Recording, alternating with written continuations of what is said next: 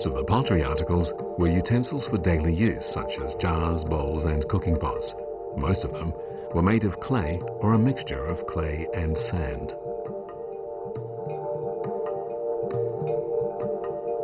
The most attractive object found is this vase with a small mouth and tapered bottom. When archaeologists examined these pottery objects closely, they discovered that their shapes and decorative designs were very similar to those of pottery objects found at the Yangshao culture Multipart gold site.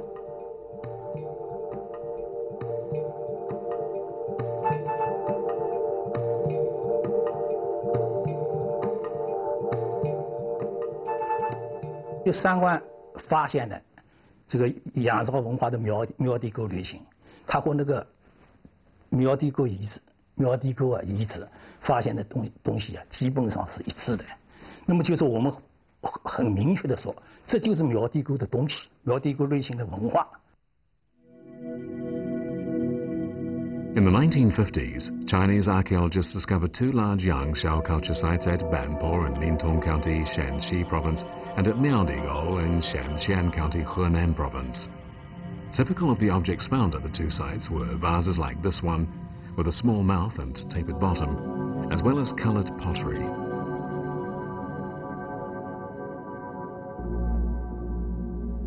The vase with a small mouth and tapered bottom of the Yangshao culture Banpo type has a mouth resembling a gourd bottle, while the vase with a small mouth and a tapered bottom of the Miaodigou type has a mouth resembling lips. The main decorative motif on Banpo type coloured pottery objects is a fish, but that on Miaodigou type coloured pottery is of a rose. This kind of culture originated at the foot of Huashan Mountain in Shanxi Province, and this is why some scholars believe the Chinese nation is called Huaxia. They feel that the rose might well be the ancient totem of the Chinese nation.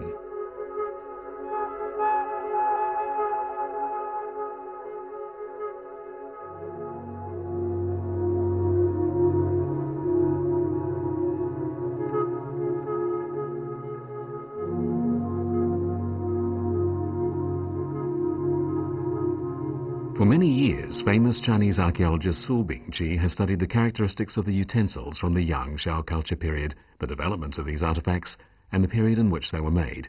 He has come to the conclusion that Yangshao culture evolved from the culture that took shape during the legendary Shen Nong period, and he further claims this is the origin of the Chinese national culture.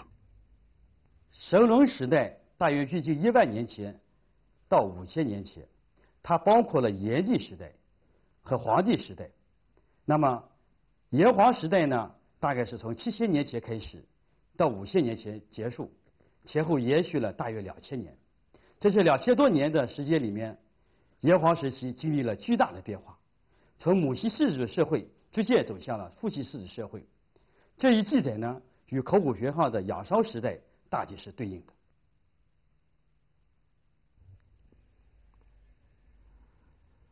Some archaeologists and historians hold that the Banpo type of Yangshao culture evolved from the culture of the legendary Huangdi clan.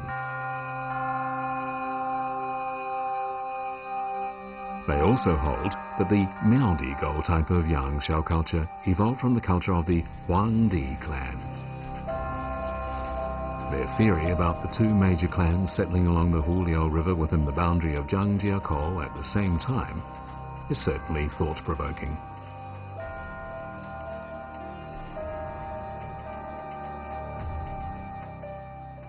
Miaodigou类型，它并不是这里土生土长的东西，是吧？它是从西边过来的，它是从西边过来的。那不苗地沟文化嘛，对不对？它是从苗地沟那里过来的，过来以后它又走了。这就说明这个问题嘛，比如就说明这个问题嘛。至于为什么这个会出现这种现象，说为什么出现这种现象，我们考虑，这和余县的特殊的地理环境是有关系的。余县正好处于对不对东西南北的交叉的地方，交叉口。那么就是说它就是东面来的东西，啊，对不对？或者西边来的东西，南边来的东西，北边来的东西，它有时候它可能就在这里停留一下，啊，表现出来的它就是来去匆匆嘛。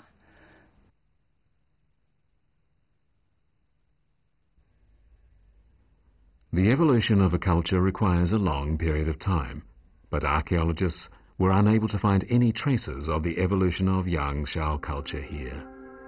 The cultural phenomenon had appeared suddenly and mysteriously vanished.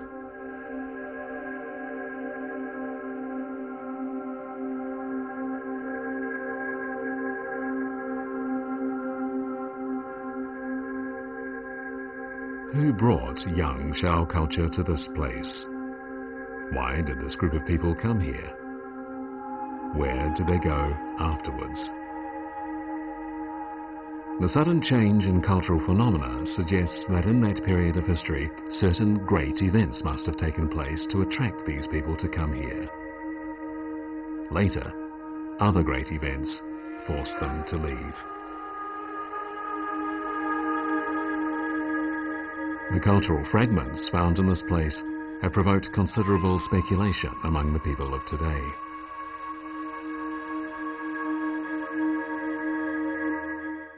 So, if the Sanggan River Valley and the Zhuolu area had been the site of major events 5,000 years ago, what were they? Once again, the answers would be provided by archaeological research. Wang Jianzhong, a research fellow of the History Institute of the Chinese Academy of Social Sciences, has engaged himself for years in the study of Huangdi and Huangdi. To unravel the mystery, he began from the origins of Yangshao culture, and after digging deep into the records of history, he made an important discovery. Both the major sites of Yangshao culture relics, one in Banpo in Xi'an and the other in Miaodigou, Henan, shared the same parent. But this important discovery raised another question. Where had the parent culture originated?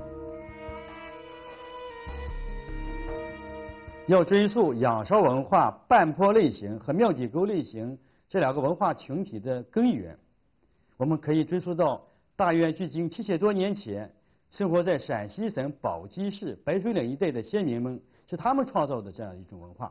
在这种文化里面呢，有非常典型的一种器物，叫做小口接底瓶，也被称作为葫芦形接底瓶。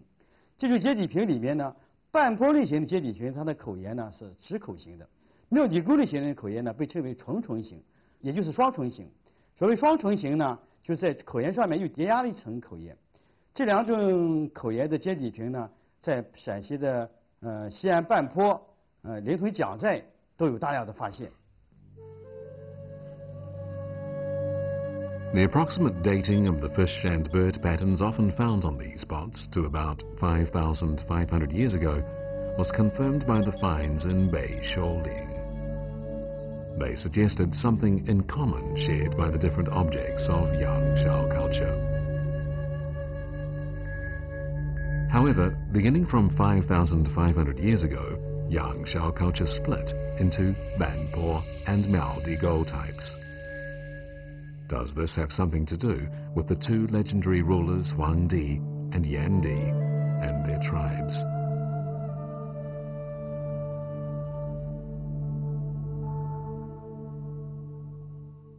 战国时的国语里面的晋语是这样记载的：很久以前，有一个叫少典的人，娶了有乔氏为妻，生了皇帝和炎帝。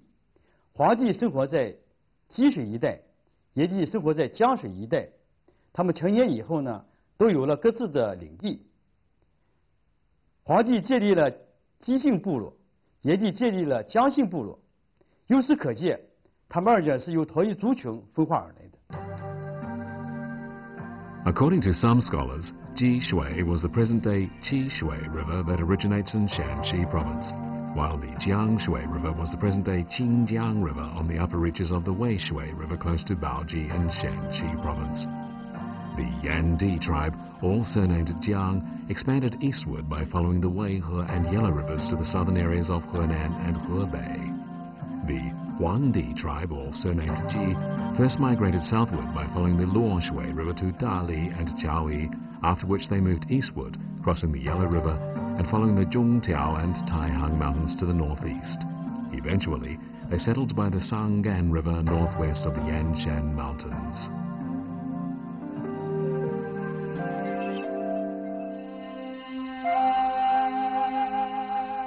If the Banpo type was from the Yandi tribe and the Miaodigo type was from the Huangdi tribe, the domain of Yangshao culture matched up perfectly with such a migration. Both tribes originated at the foot of Mount Hua and Shanxi, in an area between the present-day upper ranges of the Weishui River to the west, the Lianyungang-Lanzhou Railway to the east, Huetao in the northern area of the Yanshan Mountains to the north, and the Yangtze and Hanjiang rivers to the south.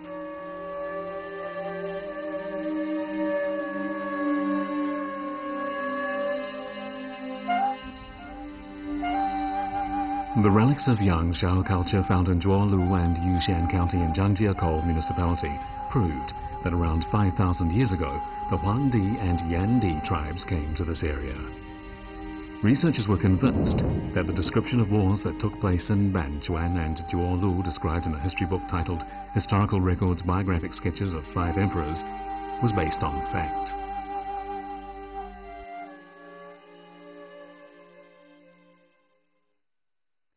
The Battle of Banchuan pitted Huangdi's tribe against Yandi's tribe. The battle is recorded in Sima Qian's Book of Shiji, otherwise known as the Records of the Historian. Now, all this raises an obvious question. Since they apparently came from the same family, why did they end up fighting? Thank you for staying with us on today's New Frontiers and tuning in again next time when we'll find the answer to that question. I'm DqpIyyHtcwzrxWnyMIBRpg from CCTV International. Goodbye.